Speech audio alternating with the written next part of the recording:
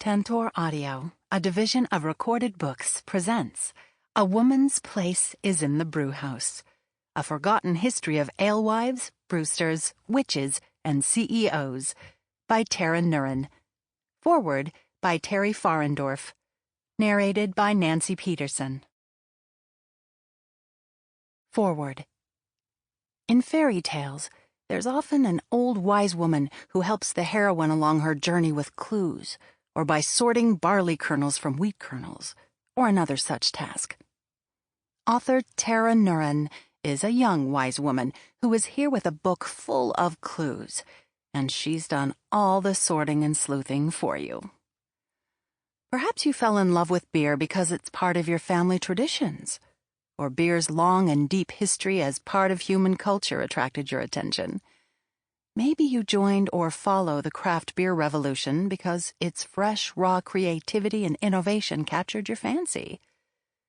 Somehow you found your way to beer, or beer found its way to you. And now you're ready to learn more about beer's rich lineage that goes back beyond recorded history, back to when our foremothers toiled over boiling cauldrons of brew, making beer. Because beer was women's work then. And it is still women's work, and proudly so. Tara will introduce you to Sumerian priestesses brewing beer to honor Ninkasi, the earliest goddess associated with beer. She'll introduce you to my favorite ancient beer heroine, Kubaba, a brewpub owner and publican who was the first female king, yes, king, of Sumeria. She was the first woman ruler in recorded history, and her legend grew to goddess status with shrines across Mesopotamia. As you travel the coiled spile of history, you might wonder why women were the original brewers. While men hunted game and tended the farm, women tended the home and food preparation. Mothers, wives, and daughters threshed the grain, baked and brewed, prepped and cooked, and they made beer. Some historians have postulated that civilization began when nomadic humans lengthened their stays at critical wild grain growing areas to successfully collect the precious kernels for beer fermentation. Beer had religious significance to ancient humans due to its intoxicating effects, which were considered a way to connect with their gods or goddesses. As brewers, women were spiritual conduits for this connection. Even today, many religions incorporate alcohol or other intoxicants into their religious rituals. This book is the key to queendom. If you like women, beer, and history, as I do, then find a comfortable chair and pour yourself a tall, frothy glass of fermented barley juice.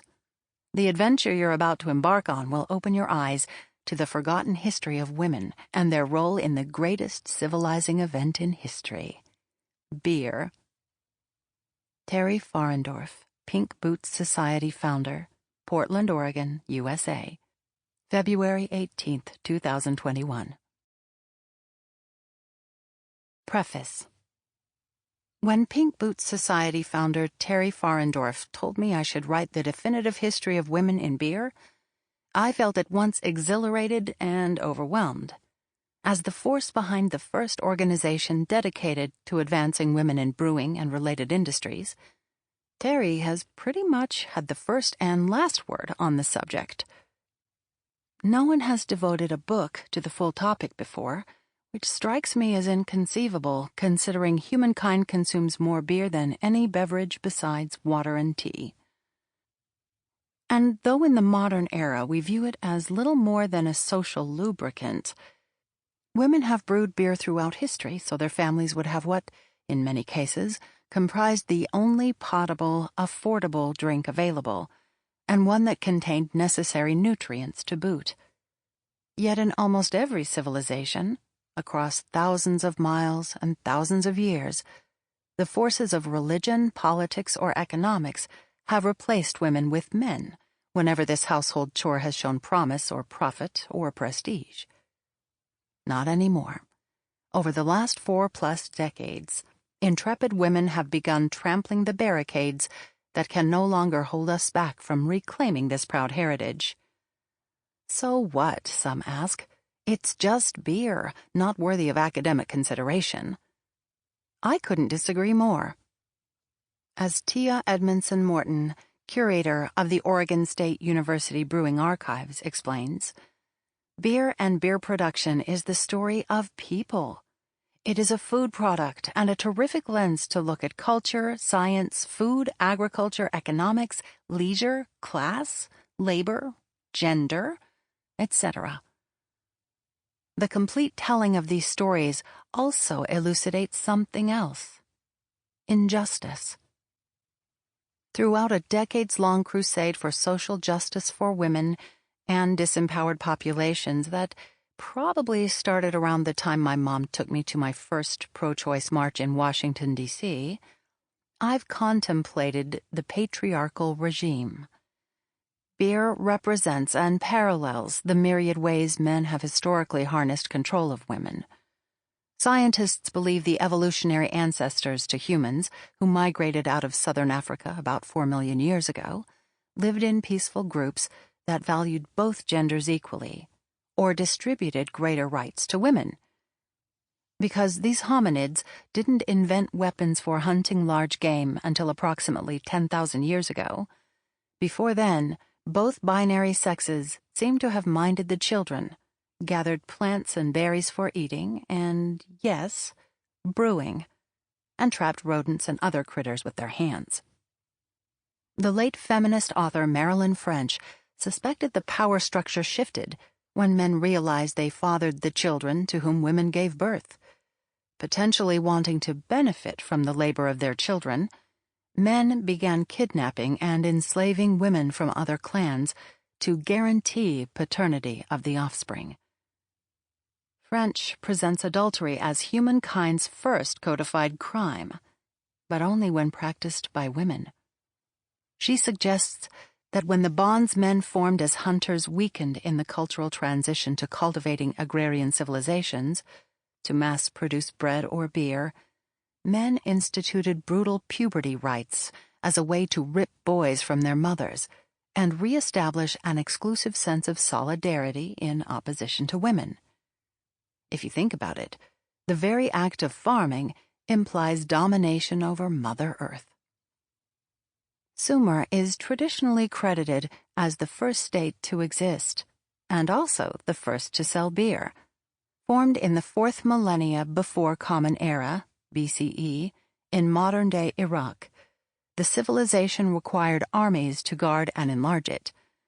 Perhaps because so many societies seem to feel, at least symbolically, that those who give life should not take it away, women have not commonly fought in wars, though certainly exceptions exist.